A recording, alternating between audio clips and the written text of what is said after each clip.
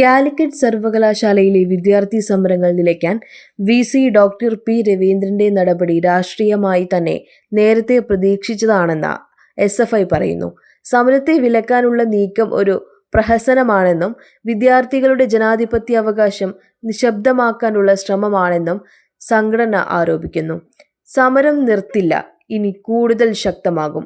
സമരങ്ങളെ ചൊല്ലി vice chancellor സ്വീകരിച്ച നടപടികൾക്ക് നേരത്തെ എതിരുപക്ഷമാണ് ഉയരുന്നത്. വിദ്യാർത്ഥികളുടെ ഉചിതമായ ആവശ്യങ്ങൾ ഏറ്റെടുക്കാൻ പറ്റാതെ സമരങ്ങളെ അടിച്ചമർത്താൻ ശ്രമിക്കുന്ന നടപടി അനീതിയാണെന്ന് എസ്.എഫ്.ഐ നേതാക്കൾ പറഞ്ഞു. കോഴിക്കോട് ഉൾപ്പെടെ സർവകലാശാല ക്യാമ്പസുകൾ സജീവ പ്രതിഷേധത്തിലായപ്പോൾ അതിനെ അടിച്ചമർത്തുവാനുള്ള നടപടികൾക്കെതിരായ ധാർമ്മിക നിലപാടിലാണ് വിദ്യാർത്ഥികൾ. സമരം നടക്കുന്നത് വിദ്യാർത്ഥികളുടെ ആവശ്യങ്ങൾക്കായാണ്. അത് ഭരണാധികാരികൾ മനസ്സിലാക്കണം. എസ്.എഫ്.ഐ നിവേദനം. Insta news Malayalam, Thiruvananthapuram.